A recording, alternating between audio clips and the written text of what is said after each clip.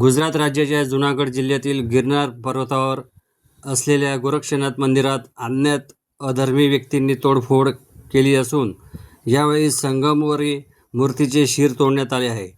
मंदिराच्या काचेच्या द्वारासह इतर वस्तूंचीही मोठ्या प्रमाणात हानी करण्यात आली आहे. या घटनेवरून भाविकांमध्ये तीव्र संताप करून आरोपीवर कठोर कारवाई करण्याची मागणी करत धुळ्यात देखील गोरक्षनाथ भक्त आणि हिंदू संघटनांमधून संतापाच्या भावना उमटत आहे. गिरनार पर्वतावर असलेले गुरु गोरक्षनाथ मंदिराची मोठ्या प्रमाणात विटंबना करण्यात आली आहे. यामुळे साधू संतांसह हिंदू बांधवांच्या भावना दुखावल्या आहेत.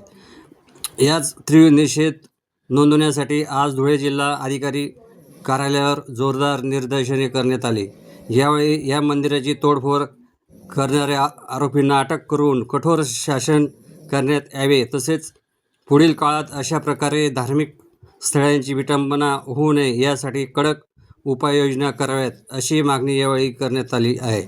सूर्यप्रकाश, Janhit news, bureau report, Suresh Bagul. Shri Gurudev Datta.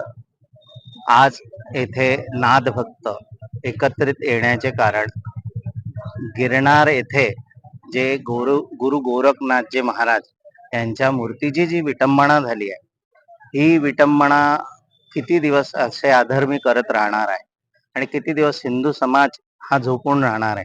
हा जागृत व्हावा, हिंदू समाजाने एकत्रित यावं, एवढ्यासाठी हे समस्त बांधव येथे निवेदन द्यायला आले. आणि त्याचबरोबर ह्या मूर्तींच्या विटंबना थांबाव्या, या विदर्भी जे कोणी पण आहे यांच्यावर सरकारने लवकरात लवकर कारवाई करावी, हीच विनंती. मी उमेश चौधरी, विश्व हिंदू परिषद, धुळे महानगर मंत्री.